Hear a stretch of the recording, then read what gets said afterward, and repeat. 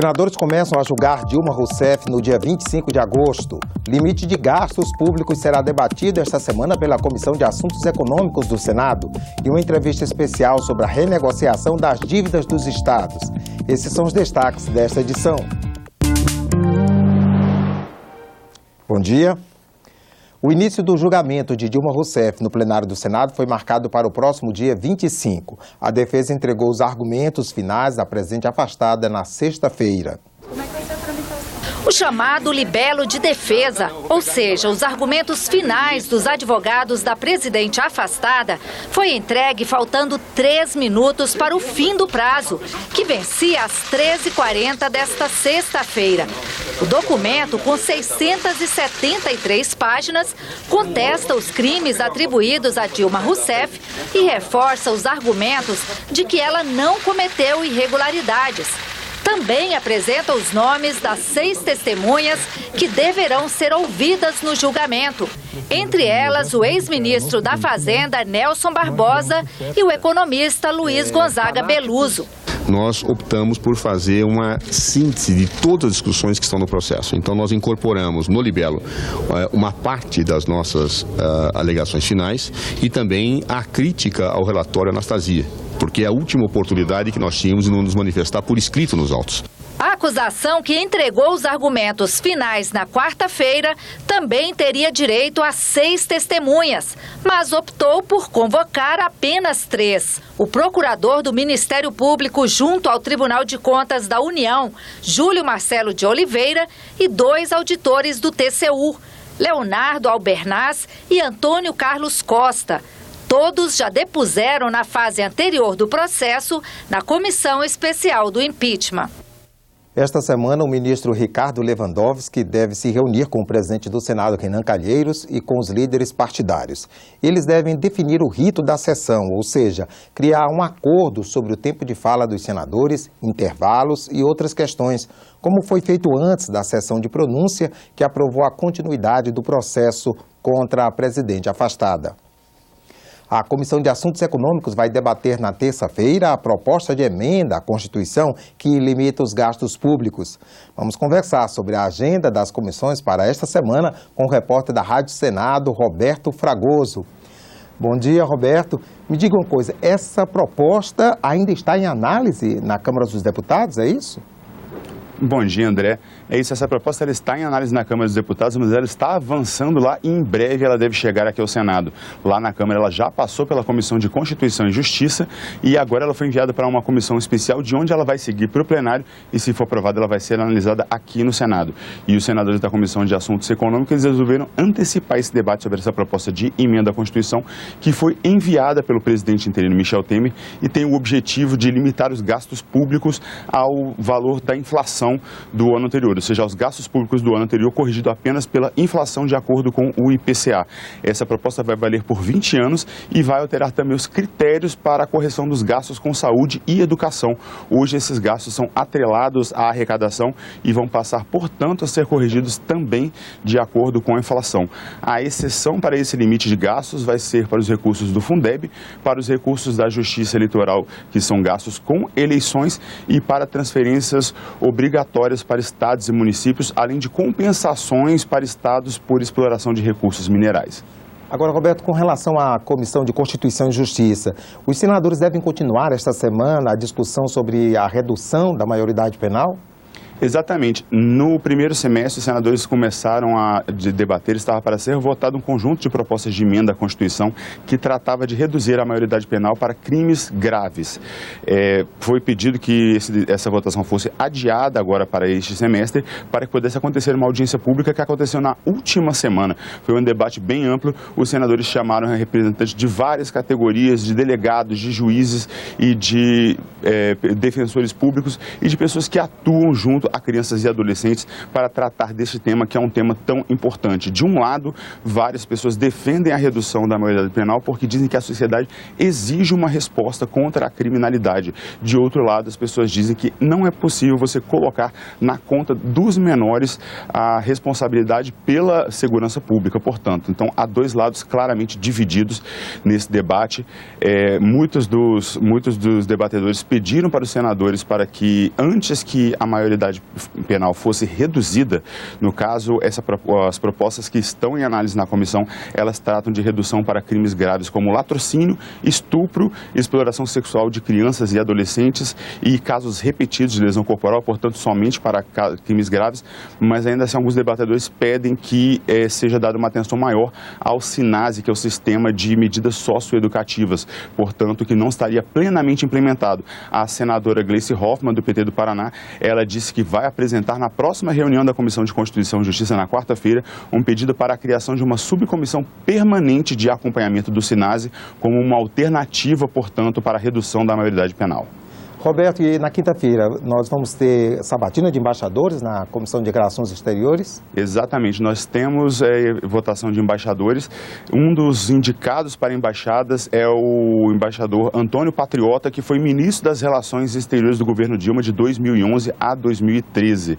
Ele renunciou depois de um episódio turbulento da saída de um senador boliviano de oposição ao governo de Evo Morales, e ele, portanto, foi um episódio em que ficou uma saia justa. Ele acabou pedindo essa renúncia e agora ele estava na delegação brasileira junto à ONU e agora ele é indicado para ser embaixador do Brasil na Itália.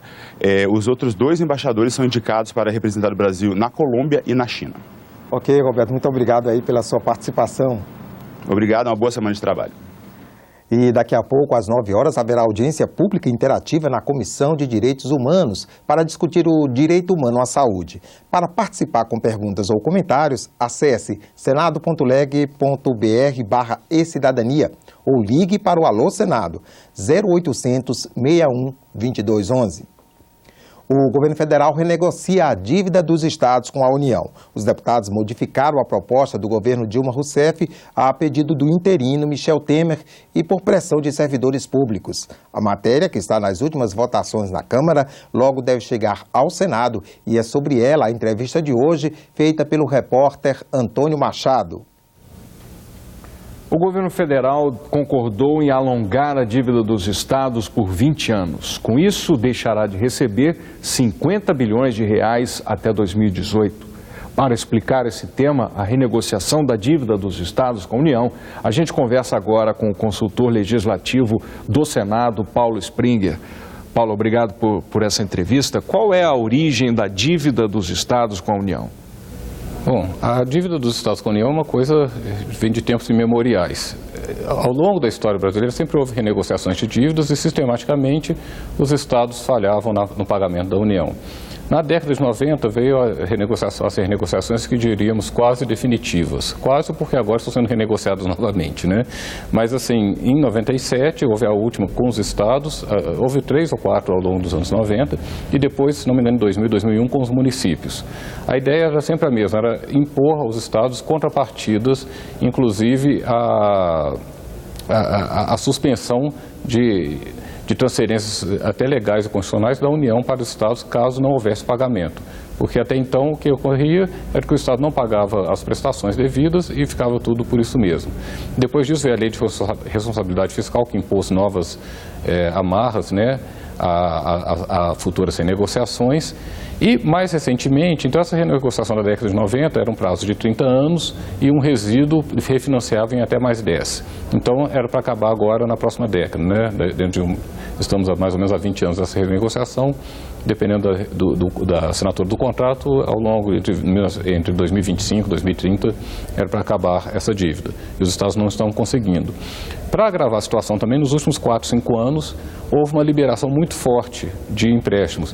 Com a lei de responsabilidade fiscal, ficou estabelecido que os empréstimos feitos pelos governos subnacionais, né, tanto estados quanto municípios, teriam que ser aprovados pelo Ministério da Fazenda e depois pelo Senado. E o que ocorreu é que, no caso de empréstimos externos, né, pelo Senado, o que ocorreu é que o Ministério da Fazenda começou a liberar como grande facilidade a concessão de empréstimos e inclusive até diminuir os critérios de exigência, o rating que o Ministério da Fazenda fazia, né, que poderia emprestar só para estados com nível A e B, avaliação A e B de nível de crédito, começou a estender também para nível C. Então, nos últimos anos também houve um problema de aumento de endividamento que está se refletindo agora com a queda da arrecadação. O governo concordou em retirar do texto a proibição por 2 anos de reajustes para servidores e a realização de concursos. Isso não era uma coisa essencial para que não haja no futuro uma nova renegociação da dívida? O que realmente é relevante é que os governos estaduais, assim como o federal, impõe um controle sobre o gasto total. Se eles vão gastar mais com o pessoal ou com outras coisas, em princípio não é problema do governo federal, é um problema das populações locais, é um problema dos estados e dos municípios. Na prática, eu acho muito difícil se os governos conseguirem conter as pressões salariais do funcionalismo e, com isso, obedecer aos limites, a esse limite agregado, né, de fazer os gastos seguir de acordo com a inflação. Né, você tem pressões, tem muitos estados que, se você somar folha salarial com aposentados, pensionistas e terceirizados, já beira 100% da arrecadação. Então, se os gastos com esses grupos continuarem crescendo, não vai ter como manter o controle do gasto em nível agregado. Você acha justo o pleito dos estados que se sentem menos privilegiados do que os estados do Sul e Sudeste nessa renegociação da dívida? Eles querem recursos adicionais? Esse é um problema complicado, porque não resta dúvida de que essa renegociação é uma renegociação que está beneficiando principalmente os 4 estados mais endividados, que é São Paulo, Rio de Janeiro, Minas Gerais e Rio Grande do Sul. Tem estados que são altamente endividados também, em termos relativos, né, com a dívida em relação como proporção da receita, citando o caso de Alagoas, em certa medida Goiás também, mas, de uma forma geral, são esses, em valores monetários, o custo fiscal vai recair, que a União vai sofrer com essa renegociação, vai ser para beneficiar essencialmente esses 4 estados. Aí é uma questão federativa, quer dizer, tem horas que os estados do Nordeste e Nordeste são mais beneficiados, tem horas que os estados do Sul, do Sudeste são mais beneficiados. Aí, assim, dizer que por causa dessa renegociação, os estados, não vou dizer Norte e Nordeste, porque, como eu disse, por exemplo, tem Alagoas, que é um estado com uma situação bastante crítica, mas se em toda renegociação, quem perder, a União tiver que compensar, pode virar uma situação insustentável. Mas eles têm razão em dizer que é um problema que está... são recursos da União que vão ser repassados, na verdade, indiretamente para esses estados e que coincidem em seus estados mais ricos, né, ou mais importantes, né, que é Rio, São Paulo, Minas e Rio Grande do Sul. Consultor legislativo do Senado, Paulo Springer, muito obrigado por essa entrevista. Antônio, um prazer. A lei antiterrorismo, em vigor desde março deste ano, foi a base para a prisão de 12 suspeitos de planejar atos terroristas para as Olimpíadas no fim do mês de julho. Confira os detalhes da lei no especial Cidadania, produzido pelo Jornal do Senado. Até o encerramento da Olimpíada do Rio neste domingo, as atenções do Brasil e do mundo estão voltadas para as competições. Por causa disso, surgiu antes o temor de que os Jogos pudessem ser alvos de atentados terroristas, que ultimamente vem acontecendo com mais frequência na Europa. Então, a Olimpíada do Rio já deixou pelo menos um legado positivo para o Brasil. A Lei Antiterrorismo, que entrou em vigor no dia 17 de março, depois de o projeto ser agilizado no Congresso. No especial Cidadania, que o Jornal do Senado publica nesta terça-feira, o repórter Jorge Rosa lembra que foi com base nessa lei que a Polícia Federal pôde prender 12 pessoas suspeitas de articular um movimento terrorista, 15 dias antes do início dos Jogos.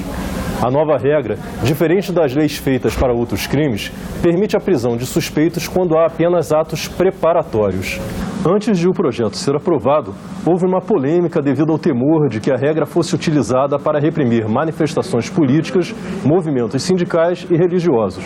Mas há um parágrafo que deixa claro que essas ações não estão incluídas na nova lei.